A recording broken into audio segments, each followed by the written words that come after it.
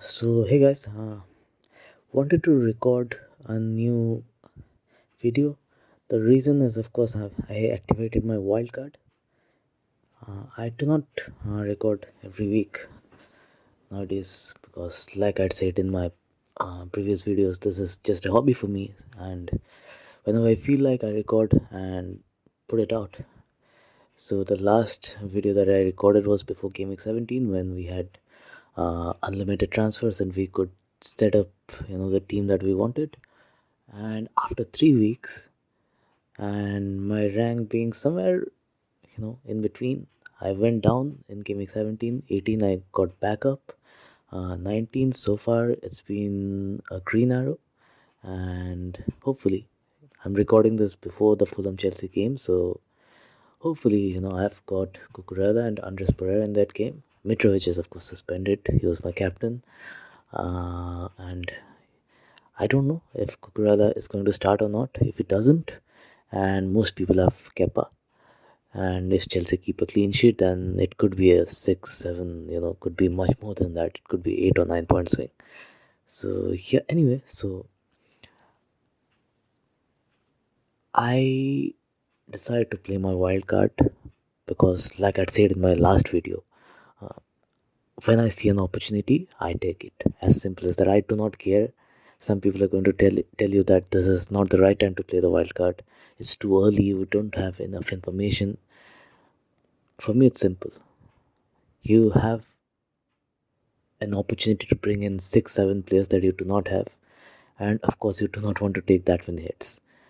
And at the same time, it's once again like the beginning of the season. The price drops and price rises are a bit crazy right now.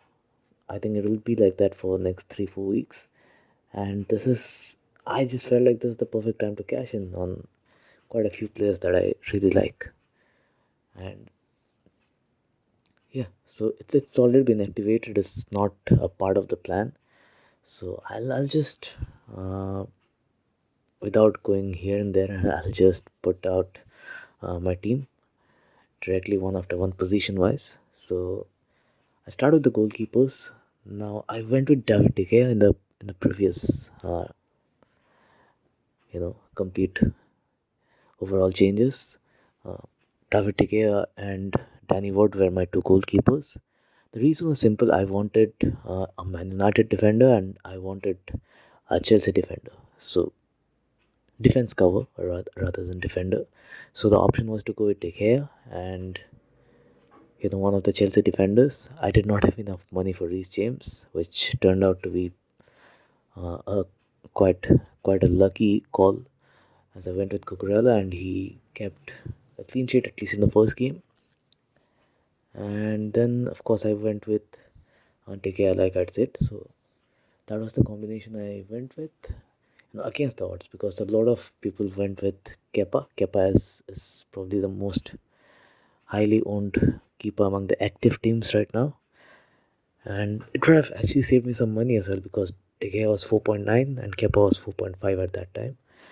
And of course, then the Man United defender I would have gone for would have been, it had to be Luke Shaw, because Dalot was injured, and Wan-Bissaka, he did play a few the Carabao Cup game before that, but you cannot trust your manager to start a player straight away who has not started a single game all season. And there was always the possibility that it could be someone like Victor Lindelof playing at right back. And so there was no assurance, and Varane and Lisandro Martinez, they were away at the World Cup, and there was no assurance that they're going to come back in time and start the very first game. So the obvious option was Luke Shaw, and whoever went with that combination, the Kepa and Shaw combination, I think they scored handsomely.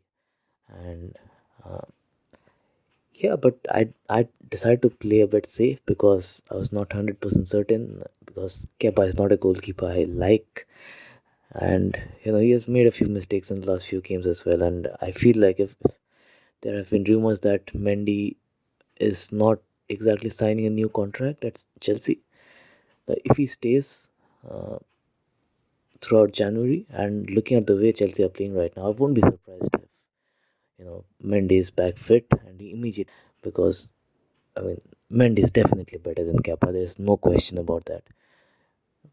And yeah, I mean that was my thought process. And Kepa was, of course, he was a bit of an injury out as well. But of course, he had played in a friendly match before. So yeah, I went with the De Gea and Cucurella combination. It did cost me some points, not many, because Shaw got an 8 and 9 pointer in the first two game weeks, and De Gea got 7, 7, 7, and Kepa got 9 in the first week. So I'm not going to calculations. It at roundabout it cost me somewhere around somewhere in between 5 to 10 points, and yeah, I mean, the ranks are so close right now. Every point matters, and that could have easily taken me up around 100k in rankings. So, I mean, but it's fine. You make your calls and you take the outcome. So, this time I'm actually going with, of course, I'm retaining Danny Ward. And the goalkeeper right now, I mean, this is not a locked wildcard team. I'm recording this on Tuesday. This is just after the Carabao Cup games for Man United and Newcastle have finished. And as of now, I mean, in this particular draft, the goalkeeper that I'm going for is Edison. I'm going to talk about it. Why? I'm going to talk about it in in the coming minutes. So I'm going with Edison and Danny Ward. These are my two goalkeepers. Now going into the defense, uh, Trippier is, I mean, he has to be retained. He's easily the best, probably the best, budget pick in the game right now. We don't get any, point benefit from having him in our lineup, but at the same time, I mean, not having him could prove to be quite costly, and there is absolutely no way. I'm quite glad I did not start the season with Trippier, but I jumped on him quite early. I think I did not even have him on wildcard because I played my first wildcard on Gameweek 2 again very early, very very early. Probably not the great time to play it, but I could see people who played it in Gameweek 8, 9. They roundabout had the same team as I did. I just had better team value because I went with the players that I trusted, and they did fairly well. And I was somewhere down at 5 million rank at that point, and from there I climbed up to around 500k. So yeah, I mean that is not a big deal also because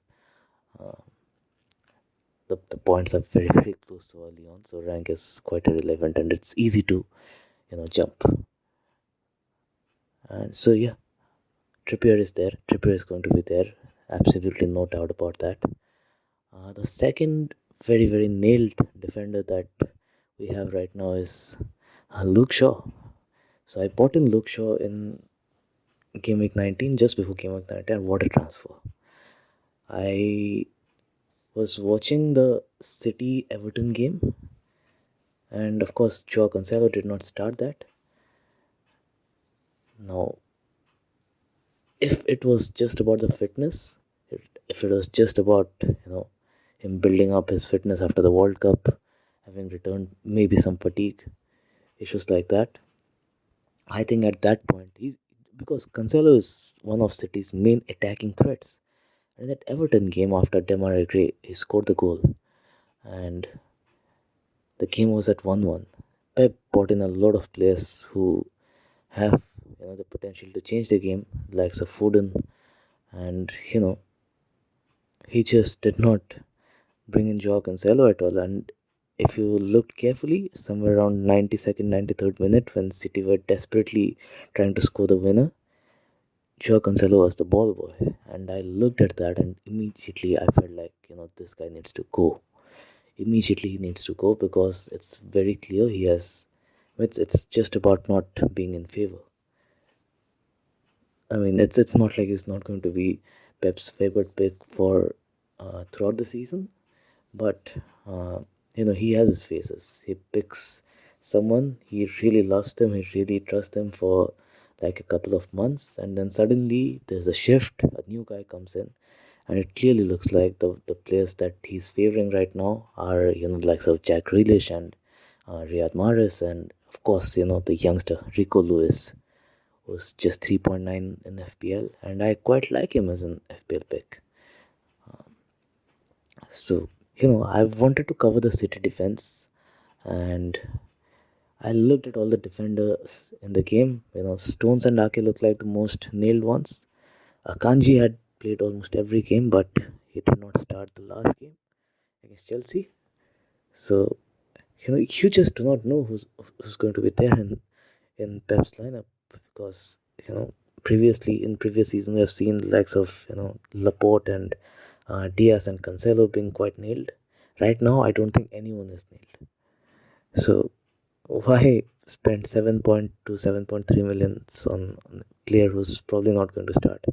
Instead, if you want to cover the City defense, you take the chance with a young guy, 3.9 million, or you go and get the goalkeeper, which I did. And the main reason for that is, of course, City have uh, two double game weeks coming up, and for double game weeks, it only matters if the guys that you're picking, they're going to play the two games. And so basically, I just picked the three City players who are most likely to start, you know, both the games in the double game weeks. So that is why Edison right now, but that is not 100% nailed. So yeah, I'm going to talk about it. So my defenders right now. So what I did was, of course, I sold Cancelo that night only when I saw him acting as the ball boy. I checked him out. I immediately bought in Luke Shaw because Cancelo was dropping in price, and I would have lost 0.1 million if I'd held him for another day. So I sold him and I bought in Shaw, and what a transfer! 8 points, 9 points. You'd think you're done. He has had his time, and I was doubled up on Man United defense in game week 19, and Shaw comes up with a goal. 15 points. What an amazing transfer that turned out to be. And De Gea got another 7 pointer. So, United assets bring in big points in the ongoing game week 19, I should say. So, yeah. So, Shaw is going to be there, of course. And then, of course, we've got Hugo Bueno, Wolverhampton defender. He's 3.9. And there was some people went with Patterson and Bueno, some people went with one of them, and clearly Bueno has been the winner in that duel. And I'm actually very glad that I actually got 6 points out of him.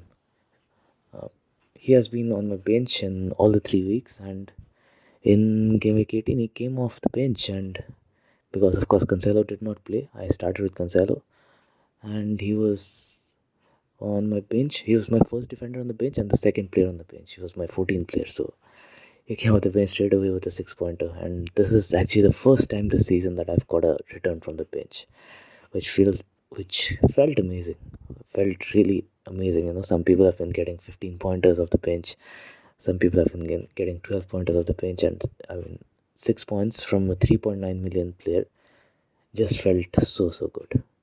And he's going to stay. He's starting games, and he looks like a very good defender. I've actually seen the last couple of Wolverhampton games, and I mean this guy looks quality. He's young, and he reminds me a bit of Leighton Baines. His crossing is pretty decent as well. He has that Baines like hooked crossing style as well. So I really enjoyed watching him, and he's 100% staying. And the fall guys in defense from my previous team are going to be Patterson. He got injured, 4.2. And for Patterson in the wildcard draft that I'm right now talking about, I am bringing in Matthias Jorgensen. Matthias Jorgensen is, of course, a Brentford defender. We see Zanka written on his back. So I just looked at the 4.0 million options, and yeah, he'll look like the best bet because Nico Williams is not starting a lot of games. Rico Lewis is probably the best bet. But if you're tripled up on City, of course, you cannot go for him. Uh, the other option is, of course, to go for David Raya and Rico Lewis. That is something I'm considering, and I'll probably do that if there is a double game week announced for Liverpool before, or Brighton before game week 21. I'll look at the options and then make the call. So, but anyway, so I'm going with Zanka.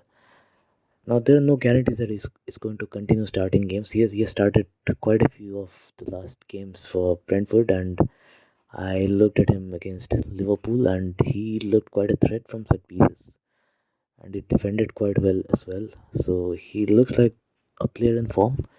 I mean, he has had his hit and miss kind of spells at Huddersfield and Brentford before, but you know, I mean, he's been injured a lot as well. But he's a pretty decent, old fashioned defender, and at that price, why not go for him? The only I just looked at Brentford are playing three at the back at the moment, so they play three defenders.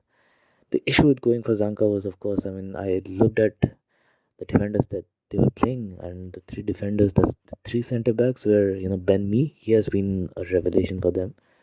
There is Pinnock, and of course, Zanka. These are three defenders that they're playing. Now, I immediately felt like, where is Pontus Jensen?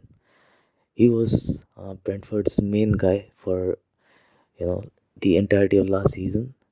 And I looked at Jensen and he's on the bench. It's not that, Jensen has been missing completely. He has been on the bench for quite a while. And that tells you that Zanka is actually being favored ahead of Jensen. And that is, suddenly very likely not going to change. And, the other, of course, the worry with him is that, I mean, this is a bigger worry, is that Christopher Ayer, he's back. And Christopher Ayer last year, he's a centre back who can play at right back as well. So Ayer was majorly playing at right back last season.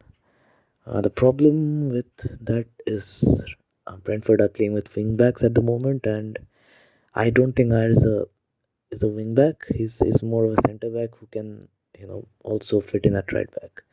So the right centre back position actually looks very much suitable for him. So it's possible. Ayer is a very injury prone player as well. I'm not sure, he's going to come straight back in. He played in the cup, but if it happens, it happens. So at the moment in my current draft, I'm going with Zanka. I'm not probably going to start him. So he's going to be my 15th player. He's going to be my fifth defender, and that is fine because right now we do have a lot of options. So yeah, and my final defender, my fifth defender is, I mean, that is another pick which depends on the announcement of a possible double game week in game week 21. Right now, I have Matt Doherty in my team. Now, that is not a very good pick. It is just, the magic of double game week that makes me go towards that direction because Tottenham's fixtures are not great. I do not see them keeping clean sheet in either of the two games. And so, yeah, I mean, if he can sneak in a goal or something, that would be nice. Uh, the derby against Arsenal, I mean, it's a fixture which can go either way. I think Arsenal will start as favourites, even if it's an away game for them. But still, you'd think that some of the Tottenham players are going to be fired up. They have been on and off, and it will probably be a night where they'll be required to be, you know, at their best. And let's see. I mean, I'm not 100% sure on this as well. If there is a game week 21 announced for Brighton or Liverpool, I'll see. I'll probably go with, maybe I'll go with Konate.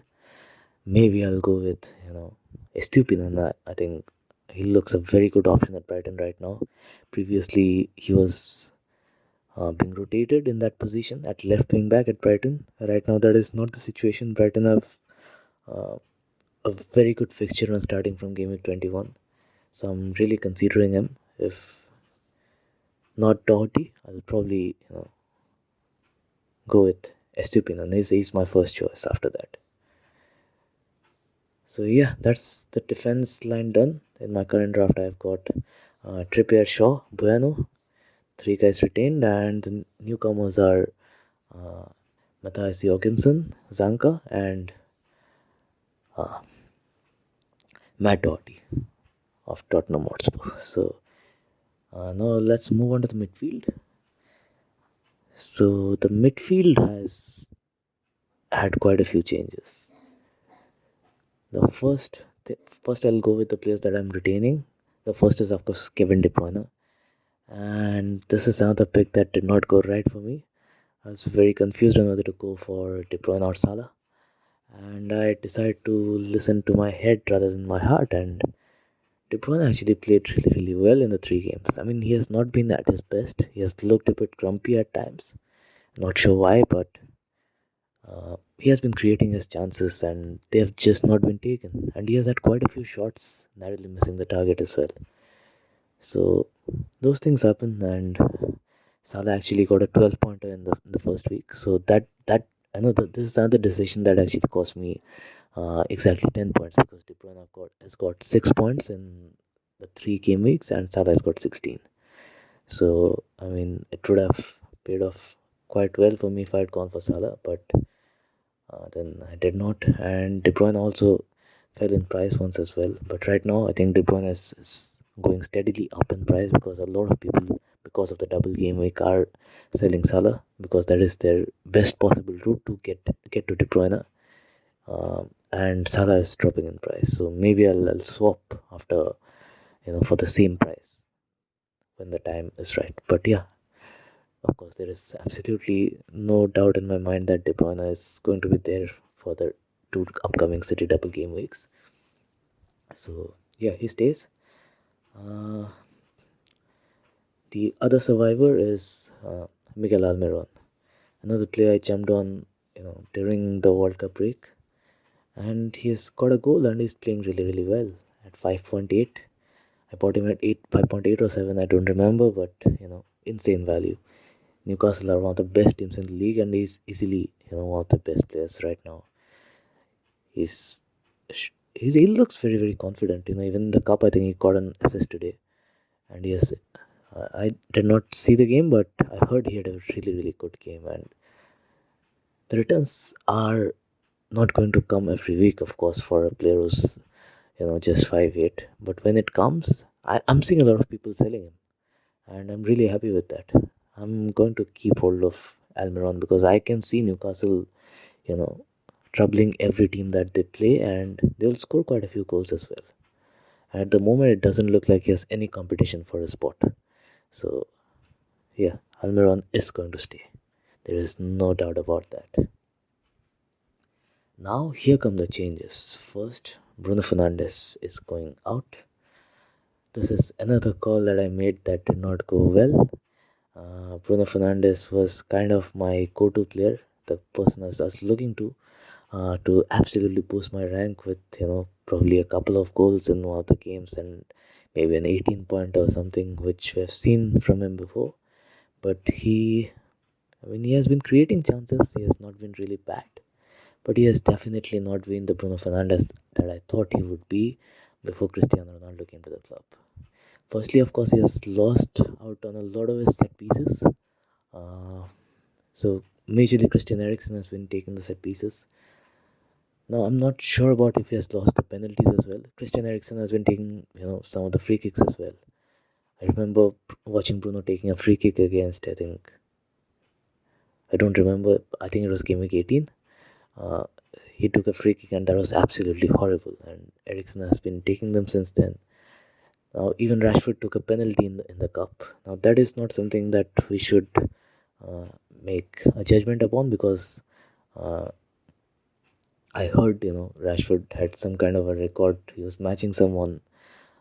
If he, scored in that game, that would be 7 consecutive games at Old Trafford he scored.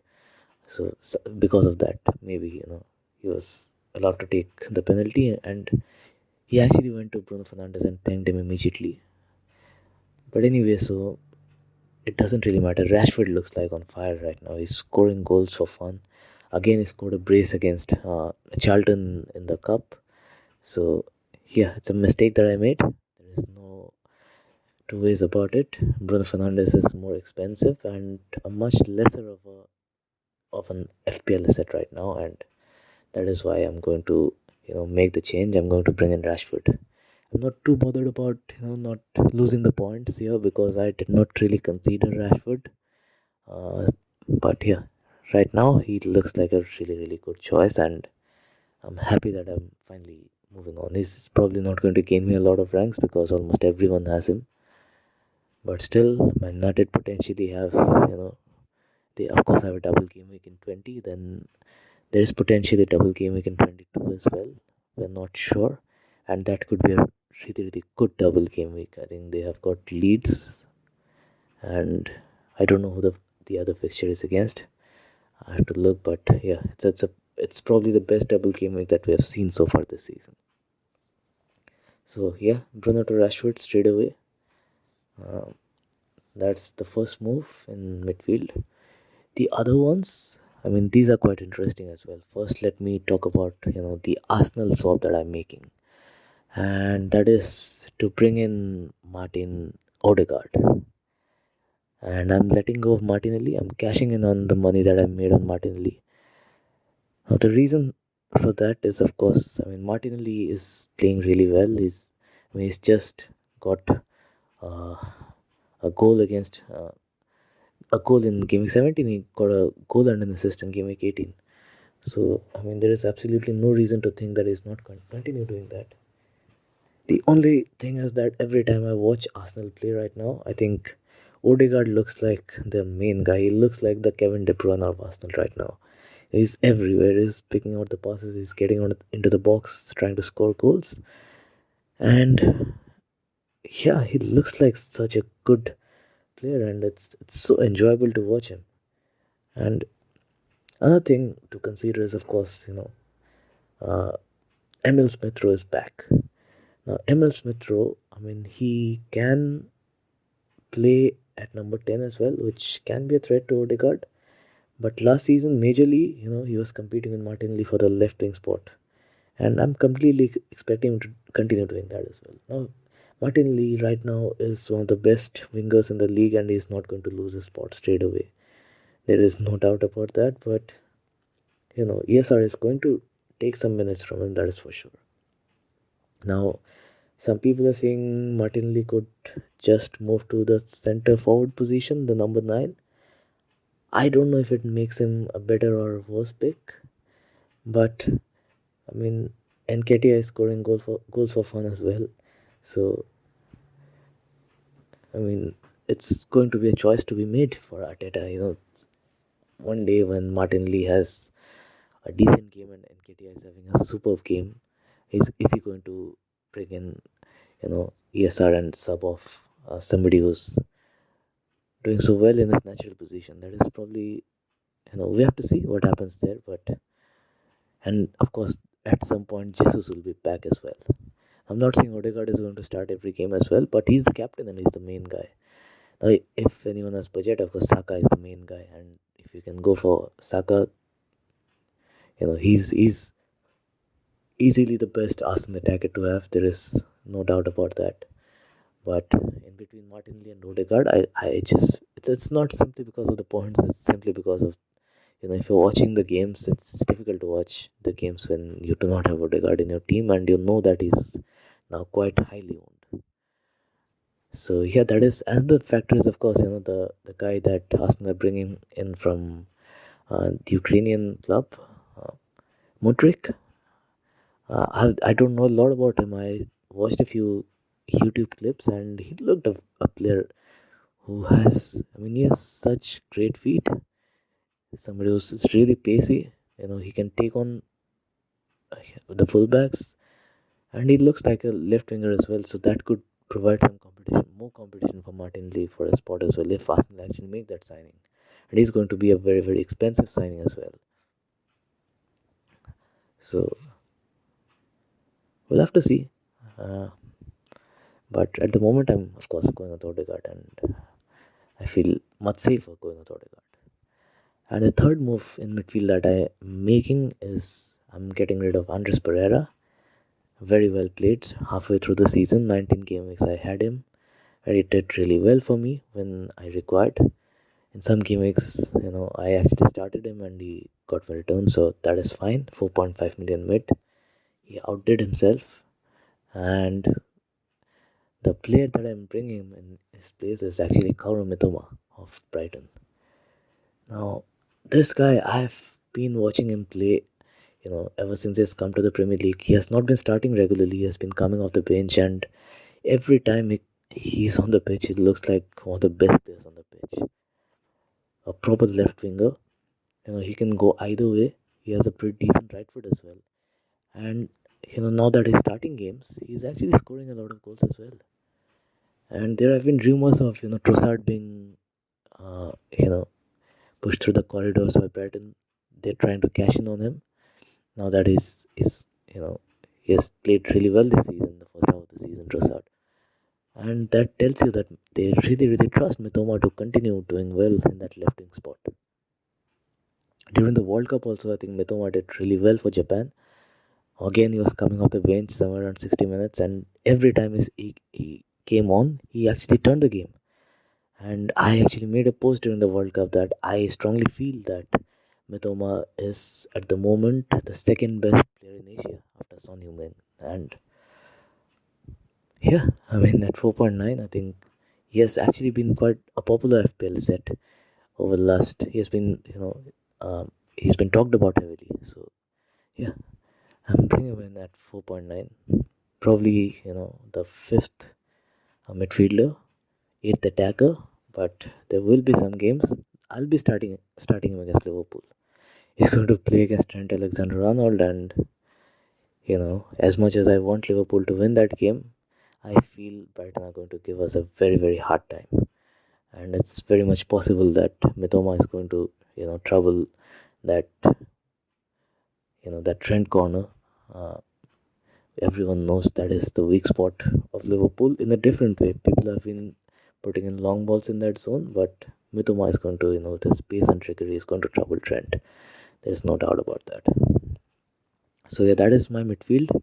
I've retained De Bruyne, Almiron, and I've sold Bruno Fernandes. I've sold.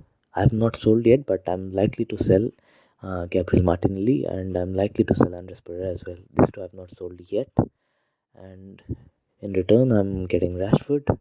I'm bringing in Martin Odegaard, and I'm bringing in Kaoru Mitoma. So that's my midfield. Now moving into the strikers, uh, Haaland, absolutely no need to talk about him. He's going to be the captain again in Gameweek 20, and you're gaining absolutely nothing. You're going to lose points if you captain him, because he's going to be triple captained by quite a lot as well. So his EU is, I'm quite certain that his EU is going to be much more than 200. It could be somewhere in 210, 212. So even if you have captained him, you are going to lose points if he scores. So yeah, maybe a good time to cheer for someone else. You want him to blank no matter what. It doesn't. Most of the weeks it doesn't really matter. So moving on, I've actually sold off Darwin Nunez right now. So I'm hoping that Nunez goes down in price on Friday, because a lot of people are selling him and his price is dropping. So if it does drop Friday, I'm going to bring him in for a bit cheap. It's going to save me 0.1 million, and I'm hoping to have that. But in any case, I think I'm very likely to bring him back in on Friday. So yeah, Darwin Nunes is going to be there in my current draft. I'm of course putting him in, so he's going to be there at 8.9 or 8.8. If it's 8.9, I with this draft I have absolutely 0.0 million in the bank, and that is so satisfying. With if he drops, I'll have 0.1 in the bank, and I can actually use that to upgrade Zanka to 4.1 million. Vladimir Sufal.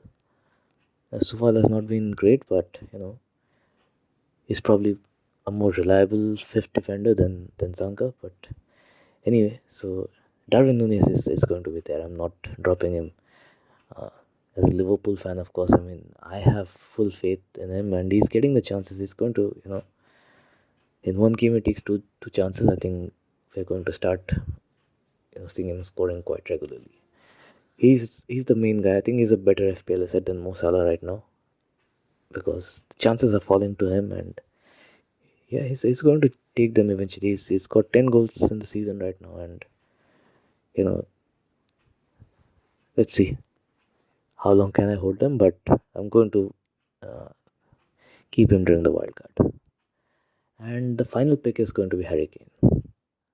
So yeah, it's a premium plus Darwin Nunez, quite heavy artillery squad. Kane is coming in for Mitrovic, and Mitrovic can score against anyone, but Harry Kane is Harry Kane, and Tottenham have got a double game week.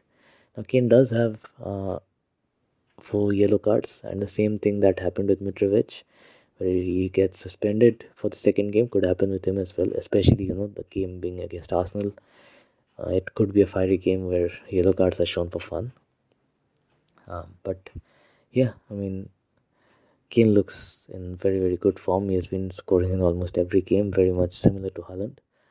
And if we have been, this is the typical format that we follow, that we have to have one premium striker and one premium midfielder, and that makes our structure very, very flexible. And that is just not the case all the time.